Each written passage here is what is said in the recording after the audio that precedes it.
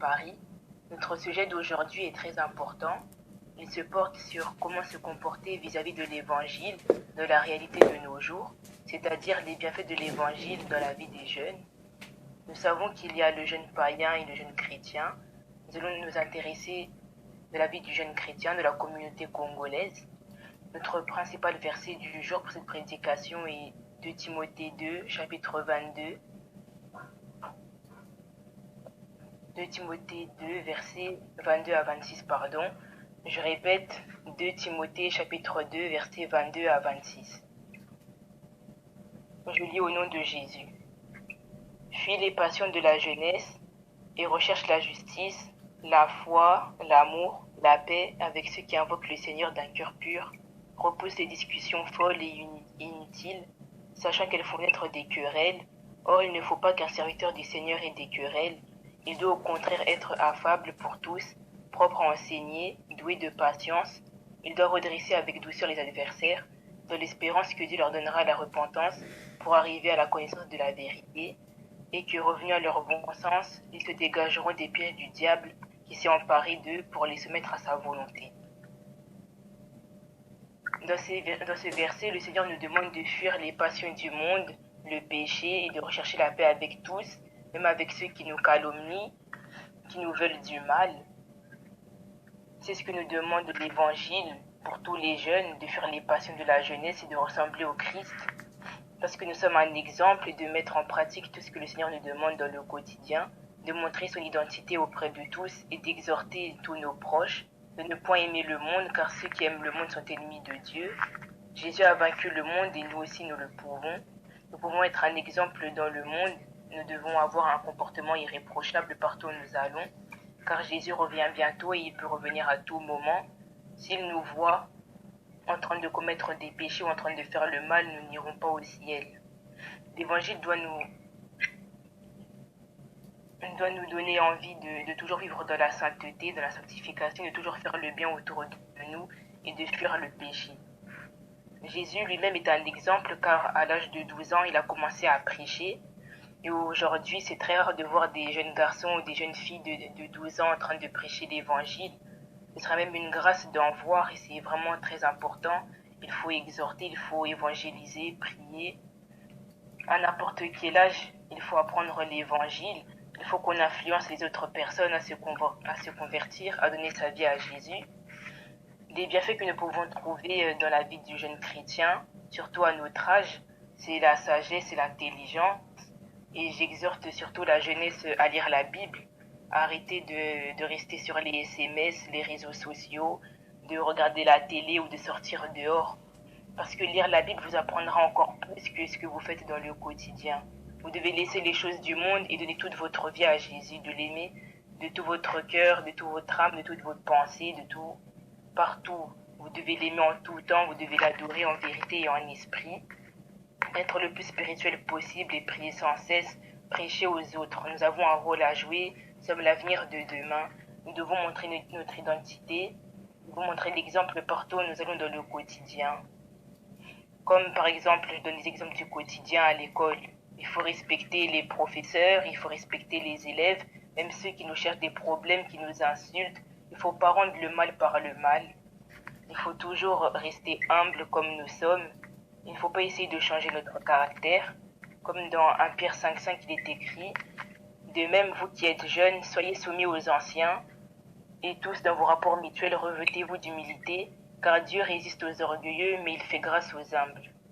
Il ne faut pas aspirer à ce qui est élevé, et il faut rester nous-mêmes quoi qu'il arrive.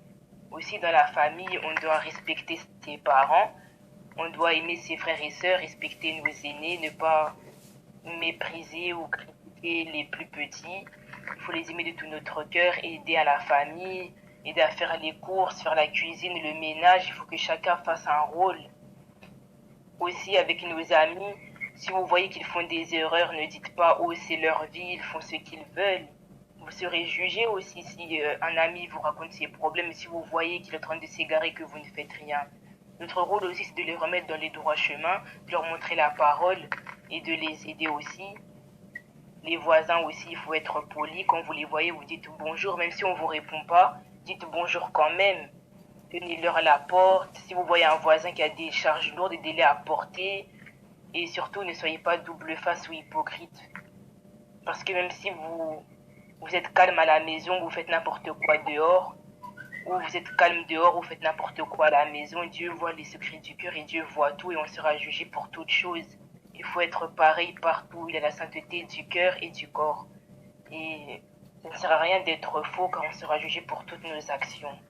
Même quand vous êtes dehors, même quand vous montez dans le bus, si vous voyez une femme enceinte ou des personnes âgées, laissez la place aux autres. Ou même dire des mots tout gentils comme merci, s'il te plaît, pardon. La politesse aussi, ça paye. Ce que nous faisons est noté. Et si les jeunes chrétiens sont des exemples pour tout le monde voudra se convertir et voir une différence. Même si les gens ne se comportent pas comme vous devez continuer à être comme vous êtes. Il faut vous aider aussi les uns et les autres surtout. Pour tous ceux qui sont faibles d'esprit, qui peuvent se faire influencer et s'éloigner du chemin du Seigneur, vous n'avez pas à vous moquer, à dire lui il est faible, etc.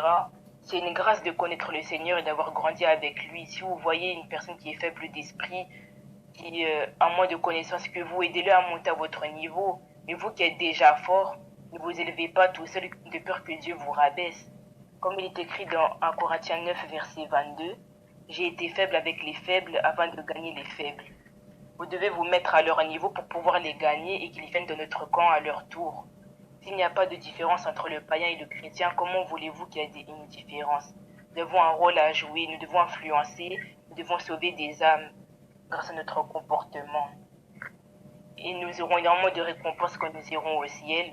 Et ça doit être un plaisir, vous ne devez pas être forcé à le faire. Ça doit vraiment vous faire plaisir d'exhorter, de prêcher, d'évangéliser. Et vous ne devez pas avoir honte de montrer votre foi ou vos croyances. Car celui qui a honte du Père, le Père aussi aura honte de lui au royaume des cieux. Vous ne devez pas avoir peur de votre Créateur, de celui qui est là avec vous en tout temps. Il est omniscient, omnipotent, omniprésent. Il est toujours là pour vous quoi qu'il arrive. Vous ne devez pas avoir honte de votre Seigneur. Je donne quelques exemples du quotidien qui pourront choquer les jeunes d'aujourd'hui par votre comportement. Par exemple, si vous êtes dans une fête ou si vous êtes à l'école et vous voyez des jeunes en train de chanter et en train d'écouter de la musique mondaine et eux ils vous voient, vous ne faites rien du tout et ils vous demandent pourquoi tu n'écoutes pas la musique, pourquoi tu ne fais rien. Et vous pouvez lui répondre que vous louez, vous écoutez que les musiques de Dieu, de l'Éternel, vous écoutez que du gospel, des louanges, des cantiques.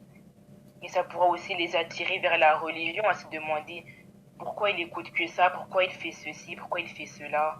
Ou par exemple, si vous êtes dans un groupe de jeunes, vous voyez qu'il y en a qui prennent de l'alcool, de la drogue ou de la cigarette et que vous ne faites rien. Et qu'ils vous demandent pourquoi tu prends pas, pourquoi tu bois pas avec nous, pourquoi tu fumes pas avec nous.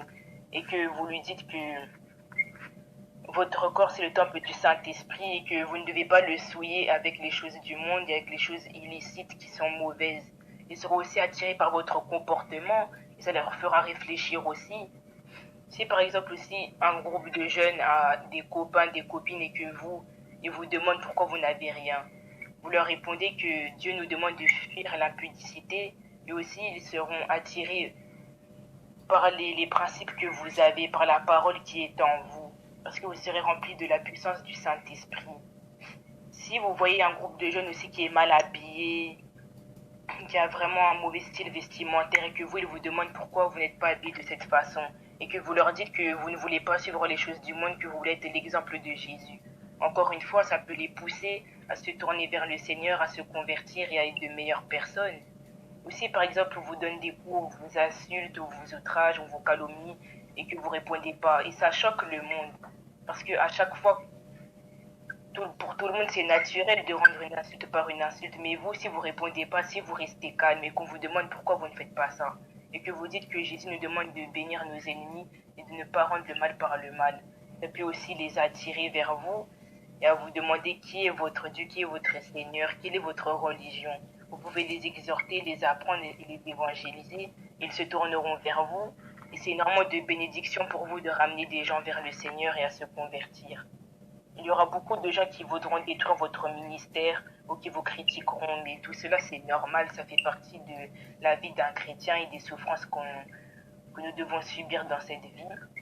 Mais dans Ecclésiaste 12, versets 1 à 2, il est écrit: Jeune homme, réjouis-toi dans ta jeunesse, livre ton cœur à la joie pendant les jours de ta jeunesse, marche dans les voies de ton cœur et selon les regards de tes yeux, mais sache que pour tout cela, Dieu t'appellera en jugement. Bannis de ton cœur le chagrin et éloigne le mal de ton corps, car la jeunesse et l'aurore sont vanité. Le verset veut nous dire que personne ne vous séduise ou ne vous emmène en enfer en vous critiquant ou disant n'importe quoi, car même s'ils veulent vous séduire en voulant détruire votre ministère et que vous voulez devenir comme eux, vous serez jugé pour tout ce que vous avez fait. Alors autant rester saint et continuer votre voie, et en soyant différent des gens du monde, pour que vous alliez au ciel et pour que le Seigneur soit fier de vous, de tout ce que vous faites.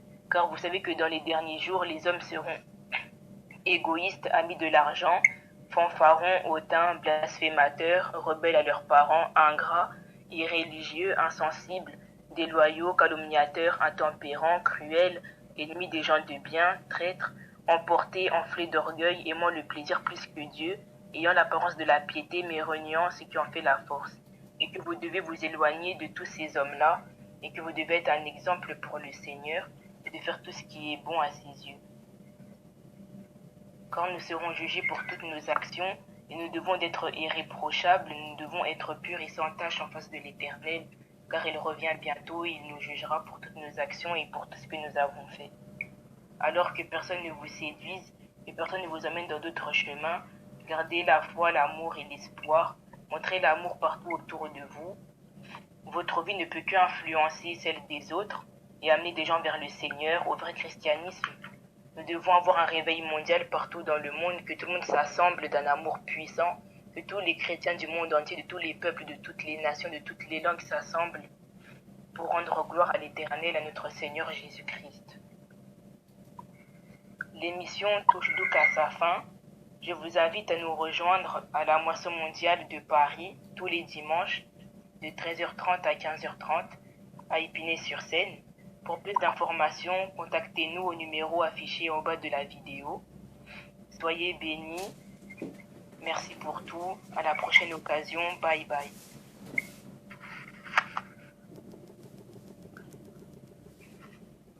C'était l'émission Jeunesse du Christ avec moi, la sœur Grace, en direct de Paris.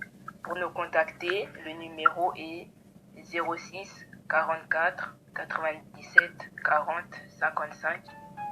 Pour nous poser des questions ou pour nous rejoindre à la Moisson mondiale de Paris.